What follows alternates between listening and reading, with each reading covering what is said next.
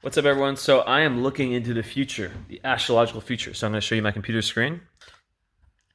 Let's see. Uh, my lips look weird. I was like, why my lips look so weird? Okay. Anyways, let's check this out. So this is 2021. I'll hold this like this. So we have the start of next year, Saturn moving into Aquarius. Jupiter also moving into Aquarius, which moves a lot faster. Jupiter, but Saturn to Aquarius is a good start. It will stay there. It's already moved there before, but it will stay there. So that's going to be like kind of a mini kickstart into this new, really what I consider the real new age of Aquarius, which I think is more having to do with the Pluto placement. When Pluto changes signs, which is so rare, it really marks an age. And yeah, like I was born in 1990.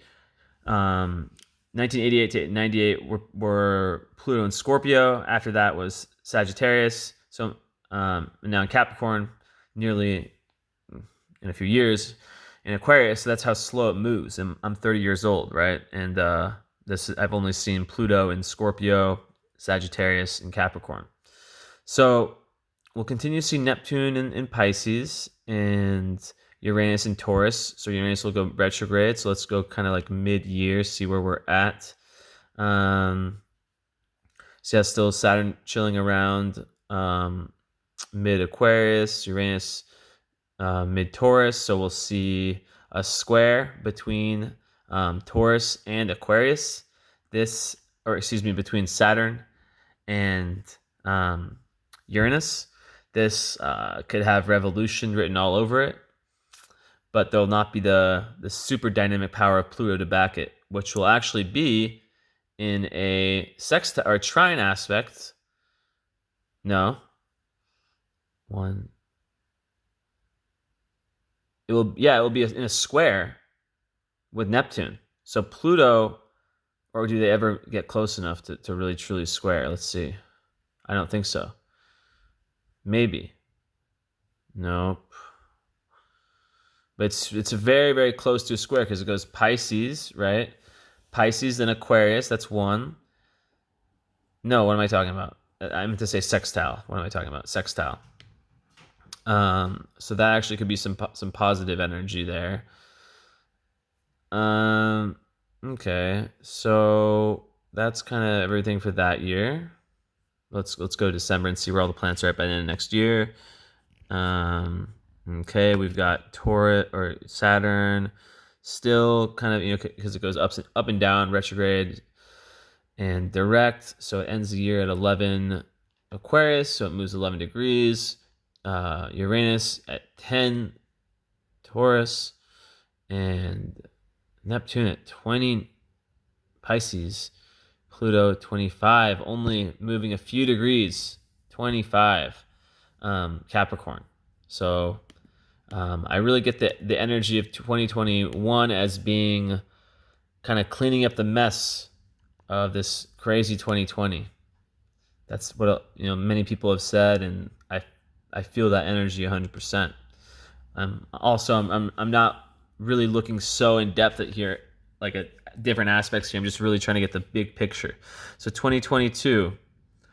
All right. So let's track Pluto. You see Pluto, we're starting to see some real movement here, right? It's over here. It's getting closer and closer to being out of Capricorn, but no, it goes retrograde.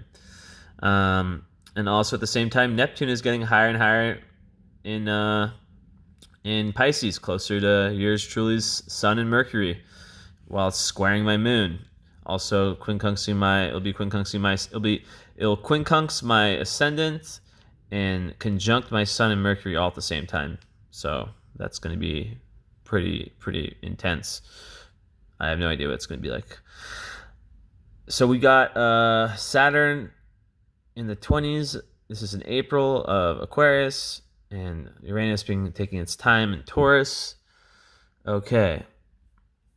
So let's just go to the end of the year. We see Pluto went back direct. So Pluto finishes at 2738, 2022, 2738 Capricorn.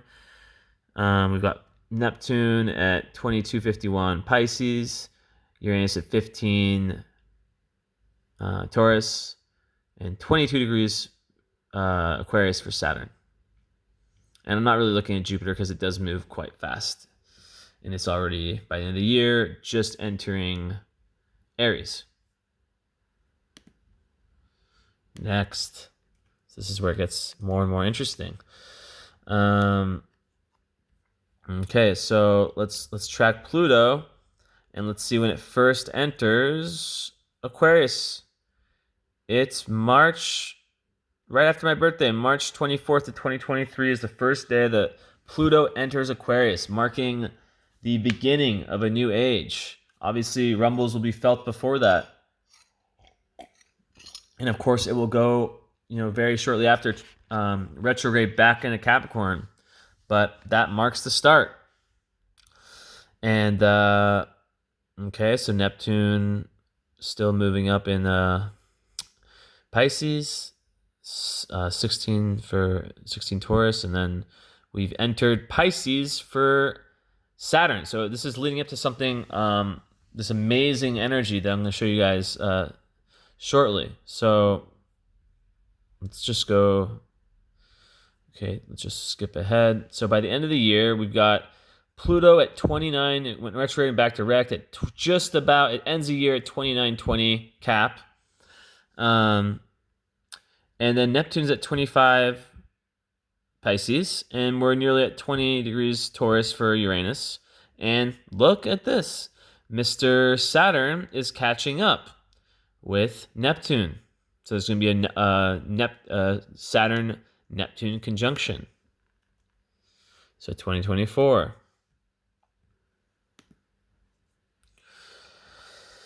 All right, so Pluto in January of 2024, January 22nd, so right when Aquarius, ironically, wow, look at the synchronicity. Right 2 days after Uranus or Aquarius season starts in 2024. So remember the year 2024, our beloved Pluto leaves Capricorn for the first time in how long?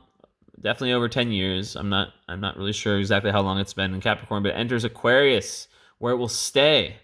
Or does it retrograde again? I think it does retrograde, but it barely goes in. It goes in like, you see, we're looking at Pluto. It goes in like 29.39 is the most back in Capricorn goes. And then in November of 2024, it's out of there for good. It's out of there for good. And that has so much to do with all these structures in society. Aquarius is going to, give a way more malleable and humanitarian, eco-friendly structures. Make room for those types of structures. And with that said, we're also going to be experiencing this high Neptune energy in Pisces. Super spiritual energy starting to suit the world in 2024. And now we're starting to actually see high Taurus energy with Uranus energy with 25 degrees. So they're separated by one sign. Maybe they'll semi-sextile. Let's just go to the end of the year and see where we're at. So we've got Pluto at 1 Aquarius at the end of 2024. And Neptune at 27 Pisces, so 1 degree away from my sun. So I've got a few more years before that one really comes in. And 23 degrees for Uranus and Taurus. And Saturn at 14 Pisces.